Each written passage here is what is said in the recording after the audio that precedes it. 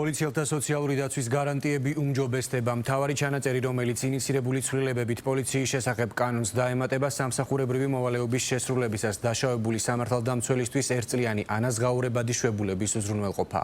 სახელმწიფო აანაზღაურებს რეაბილიტაციისა და მკურნალობის ხარჯებსაც. შინაგან საქმეთა სამინისტროს ავტორობით მომზადებული ცვლილებების შედეგად სოლიდურად იზრდება იმ ფულადი დახმარების მოცულობაც, რომელიც სამსახურებრივი მოვალეობის შესრულების დროს დაშავებულ სამართალდამცველს ერთჯერადად გადაეცემა. კომპენსაცია ორმაგდება გარდაცვალების შემთხვევებში. კიდევ ერთი ცვლილებით ახლებურად რეგულირდება ელექტროშოკის, აკუსტიკური იარაღისა და ეგრეთ წოდებული წიწაკის სპრეის შეძენა და ფლობა. დესი ვარდოსანიძე გვეტყვის, რას უკავშირდება ინიცირებული საკანონმდებლო ცვლილებები. პოლიციის შესახებ კანონში დაგეგმილი ცვლილებები უკვე პარლამენტშია და მისი შინაარსი მარტივია. პოლიციელი, რომელიც ყოველ დღეს ხვის უსაფრთხოებას იცავს, თავადაც დაცული უნდა იყოს. პოლიციის შესახებ კანონში ცვლილებებით პოლიციელისა და მეხანძრე მაშველის გარდაცვალების შემთხვევაში კომპენსაცია გაორმაგდება და 15,000-დან 30,000 ლარამდე გაიზრდება. ამასთან სამსახურეობრივი მოვალეობის შესრულების დროს მძიმე დაზიანება 20,000 ლარით, ნაკლებად მძიმე 15,000 და მსუბუქი დაზიანება 10,000 ლარით დაუფინანსდებათ. სოციალური დახმარებების პაკეტი ძალოვანი სტრუქტურებისადმი განაპირობა იმ ვითარებამ, რომელიც სოფლიოშია შექმნილი. და ამ ვითარებამ მნიშვნელოვანი გავლენა მოახდინა საერთოდ იმ ვითარებაზე, რაც საქართველოში ბოლო პერიოდში იქმნება. აქ არის გარედან მომდინარე საფრთხეები, რომელსაც უპირისპირდებიან ჩვენი პოლიციელები და არა მარტო პოლიციელები. ყველაზე მნიშვნელოვანი სიახლე კი, რომელიც პოლიციელთა სამართლებრივ სივრცეში აქამდე არ არსებობდა, ანაზღაურებადი სამკურნალო შვებულებაა. თუ თანამშრომელმა სამსახურეობრივი მოვალეობის შესრულების დროს ჯანმრთელობის დაზიანება მიიღო, მას ერთწლიანი ანაზღაურებადი შვებულება მიეცემა. ეს მუხლი პირველად ჩაიწერება კანონში და როგორც ინიციატორები განმარტავენ, პოლიციელები მკურნალობა რეაბილიტაციის პერიოდში ფინანსურ წნეხს არ უნდა განიცდიდნენ. აღნიშნული ცვლილებები თანაბრად გავრცელდება პოლიციელებსა და მეხანძრე მაშველებზე. ორმაგდება იმ თანხების რაოდენობა, რომელიც გათვალისწინებულია დაშავებული პოლიციელებისთვის, რომლებიც სამსახურებრივი მოვალეობის დროს გარკვეული ზიანი მიიღეს. გარდა ამისა, 30,000 ლარი ხდება სამსახურებრივი მოვალეობის შესრულების დროს გარდაცვლილ პოლიციელთა და მეხანძრე მაშველთა კომპენსაციის ოდენობა.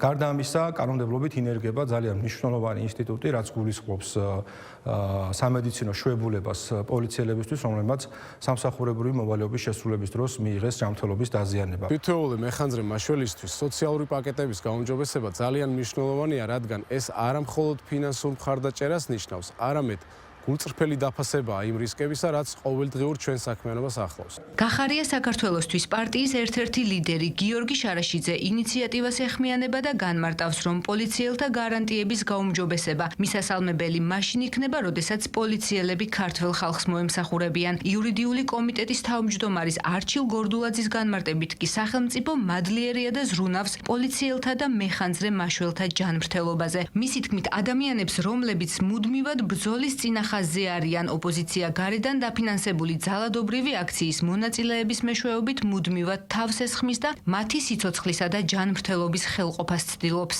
როდესაც პოლიცია ემსახურება ხალხს და ემსახურება სახელმწიფოს და არა მხოლოდ პარტიას, რა თქმა უნდა, მხოლოდ და მხოლოდ მისასალმებელი შეიძლება იყოს პოლიციელებისთვის ნებისმიერი სოციალური პაკეტის გაუმჯობესება. მაგრამ იმ ვითარებაში, როდესაც ჩვენ ვხედავთ, როგორ ემსახურება პოლიცია, დღევანდელი პოლიცია პარტიას და არა ხალხს და ამის ბევრი მაგალითი არსებობს ჩემ და ძალიან სამწუხაროდ ამ ვითარებაში ბევრი კითხვის ნიშანი რჩება. ჩვენ ვხედავთ პოლიციელებს, რომლებიც გმირულად განან და იცავენ ჩვენი ქვეყნის სუვერენიტეტს, ადამიანების სიცოცხლეს და ჯანმრთელობას, კოლექტიური ნაცმოძრაობა არ იშურებს მათზე თავდასხმებს და მათ შორის გარედან დაფინანსებული ძალადობრივი აქციის მონაწილეები არიან ზუსტად ვინც ჩვენი პოლიციელების სიცოცხლეს და ჯანმრთელობას ხელყოფენ. პოლიციელთა სოციალური პირობების გაუმჯობესების გარდა კიდევ ერთი ცვლილება, რომელიც შინაგან საქმეთა სამინისტრომ პარლამენტში წარადგინა, აკუსტიკური იარაღის ელექტროშოკური და გაზის აეროზოლური მოწყობილობების ბრუნვის რეგულირებას ეხება. ასეთი საშუალებების საქართველოში შემოტანა შინაგან საქმეთა სამინისტროს წერილობითი ნებართვის გარეშე შეუძლებელი იქნება. ხშირი იყო შემთხვევები, ასე ვთქვათ, არასრულწლოვნების დაშავების და დაზიანების წიწაკის სპრეის გამოყენების შედეგად. ხშირად ხდებოდა ეს საშუალება სკოლებში, როდესაც ხდებოდა მათი არამიზნობრივი გამოყენება. სწორედ ამიტომ შეიზღუდება 18 წელს მიუღწეველი პირებისათვის ამ იარაღის მიყიდვა. ასევე მათი შემოტანაც დაექვემდებარება წინასწარ შეთანხმებას სახელმწიფო ადმინისტრაციულ ორგანოებთან, ხოლო თუ კი კონკრეტულ პირს სურს რომ შეიძინოს და ფლობდებს აროზულ მოწყობილობას, ამ შემთხვევაში მას მოუწევს პოლიციისგან წინასწარი თანხმობის აღება. მთლიანობაში ცვლილებების მიღების აუცილებლობას როგორც ქართულ ოცნებაში განმარტავენ, იმ გარემოებებით ხსნიან, რაც მათი შეფასებით გარედან მომდინარე საფრთხეებს უკავშირდება, რომელთაც სწორედ პოლიციელები უპირისპირდებიან. ისინი იმ სტატისტიკას იშველეებენ, რომლის მიხედვითაც აქციაზე დაშავებული პოლიციელების რაოდენობა 150-ს აღემატება. ცვლილებები კომიტეტებს განსახილველად წარედგინება.